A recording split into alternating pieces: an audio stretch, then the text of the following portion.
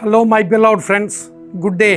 ఈరోజు ఈ hope for today సందేశంలోనికి లైఫ్ చర్చ్ వైజాగ్ పక్షంగా మిమ్మల్ని ఆహ్వానిస్తున్నాను. ఈరోజు ఈ హోప్ ఫర్ టుడే సందేశము కొరకు 92వ కీర్తన 12వ వచనాన్ని మీ ముందు ఉంచుతున్నాను.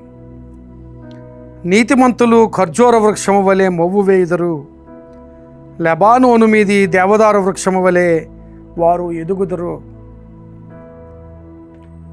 నీతిమంతులను ఈ కీర్తనకారుడు ఖర్జూర వృక్షముతోనూ దేవదారు వృక్షంతోనూ పోలుస్తున్నాడు. వారు ఫలిస్తూ ఉంటారని, వారు ఎదుగుతూ ఉంటారని ఆయన మాట్లాడుతున్నాడు. ఈ ఖర్జూర వృక్షాలు, ఈ దేవదారు వృక్షాలు అనేవి చాలా ఎత్తుగా ఎదుగుతాయి, చాలా ఎత్తుగా ఎదుగుతాయి. అంటే కాండానికి కొమ్మలు లేకుండా ఎత్తుగా ఎదుగుతాయి. ఆ పైన మాత్రమే ఆకులు ఉంటాయి. మనకు తెలుసు కొబ్బరి చెట్ల వంటివి, అలాగే తాటి చెట్ల వంటివి, అలాంటి వృక్షాలు ఈ జాతిలోకి వస్తాయి. పామ్ ట్రీ జాతిలోకి, ఖర్జూర వృక్షపు జాతిలోకి వస్తాయి. వాటితో పోలుస్తున్నాడు నీతిమంతులను. ఎందుకు అంటే నీతిమంతులు శ్రమ కలిగినప్పుడు శ్రమను బట్టి ఇంకా బలపడతారే కానీ శ్రమను బట్టి పడిపోరు, కృంగిపోరు. 34వ కీర్తనలో అక్కడ కీర్తనకారుడు అంటాడు, నీతిమంతులకు కలుగు ఆపదలు అనేకములు అని. నీతిమంతునికి ఆపదలు కలుగవు అని దేవుని వాక్యం ఎక్కడ చెప్పలేదు. ఆపదలు కలుగుతాయి. ఆపదలు కలిగినప్పుడు ఆపదలలో ఇంకా ఇంకా నీతిమంతుడు బలపడతాడే కానీ ఆపదలలో కృంగిపోడు. జీవిత తుఫానులకు ఒరిగిపోడు నీతిమంతుడు. 2014వ సంవత్సరంలో అనుకుంటాను, విశాఖపట్నంలో హుద్హుద్ తుఫాను వచ్చింది. ఆ తుఫానుకు పట్టణమంతా కూడా చాలా అల్లకల్లోలం అయిపోయింది.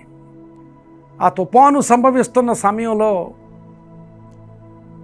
నేను బయటకు చూస్తున్నప్పుడు ఈ ఖర్జూర వృక్షము జాతికి చెందిన చెట్లన్నీ, కొబ్బరి చెట్లు ఏమిటి, తాడి చెట్లు ఏమిటి, అవి ఆ తుఫాను గాలికి ఎంతగా వంగిపోయేవో. ఆ నిటారుగా ఉన్న చెట్లు ఆ గాలికి చాలా ఎక్కువగా వంగి ఇంకా విరిగిపోతాయో అనుకున్న సమయంలో గాలి తగ్గగానే మరలా నిటారుగా లేచి ఇంతకుముందు ఎలా ఉన్నాయో అలాగే నిలవబడుతూ ఉండేవి. మనం దీన్ని తుఫానుల సమయంలో చూడగలం. ఎంతగా వంగిపోతాయో అంతగా మరలా వెనక్కి వస్తాయి. ఆ వంగిపోయే సమయంలో ఆ చెట్లు చాలా బలాన్ని పొందుకుంటాయి. ఎందుకంటే వేళ్ళు కదిలించబడతాయి. వేళ్ళు కదిలించబడి ఆ వేళ్ళు ఇంకా బలపడతాయి. ఆ వేర్లు ఇంకా బలపడే కొలది ఈ వృక్షం ఇంకా బలపడుతుంది, ఇంకా ఫలభరితంగా ఉంటుంది, ఇంకా నిటారుగా బలంగా పెరుగుతుంది. అలాంటి పోలికని బట్టి ఖర్జూర వృక్షముతోనూ దేవదారు వృక్షంతోనూ నీతిమంతులను పోలుస్తున్నాడు. దేవుని వాక్యంలో చాలామంది భక్తుల జీవితాల్లో ఎన్ని శ్రమలకు గురయ్యారో, ఆ శ్రమలకు గురైన తరువాత ఇంకా బలమైన విశ్వాసులుగా, ఇంకా బలమైన దేవుని సేవకులుగా, భక్తులుగా బలపడిన స్థితి దేవుని వాక్యంలో చాలామందిని మనం చెప్పగలం. ఈ దినాన్ని దేవుడు నీతో మాట్లాడుతున్నాడు. శ్రమలలో లొంగిపోయిన స్థితిలో అలాగే ఉండిపోకుండా, శ్రమలకు ఒకవేళ వంగినప్పటికీ కూడా లొంగిపోకుండా మరలా తిరిగి వెనుకకు రాగలిగే స్థితిలో నీవు ఉంటే, మరలా వెనుకకు వచ్చి మరలా విశ్వాసంలో ముందుకు సాగగలిగే స్థితి నీకుంటే, నువ్వు వృద్ధ వయసు వచ్చినప్పటికీ కూడా మొవ్వు వేస్తూనే ఉంటావు, ఫలభరితంగానే ఉంటావు, ఎదుగుతూనే ఉంటావు, ఆశీర్వాదకరంగానే ఉంటావు. నీవు ఆశీర్వదించబడతావు, నీ కుటుంబానికి, ఇతరులకు, సంఘానికి ఆశీర్వాదకరంగా ఉంటావు. అందుకని నీతిమంతునికి కలుగు ఆపదలు అనేకములు అన్న తర్వాత వాటన్నిటిలో నుండి దేవుడు వానిని విడిపించును అని ఆ కీర్తనకారుడు అంటాడు.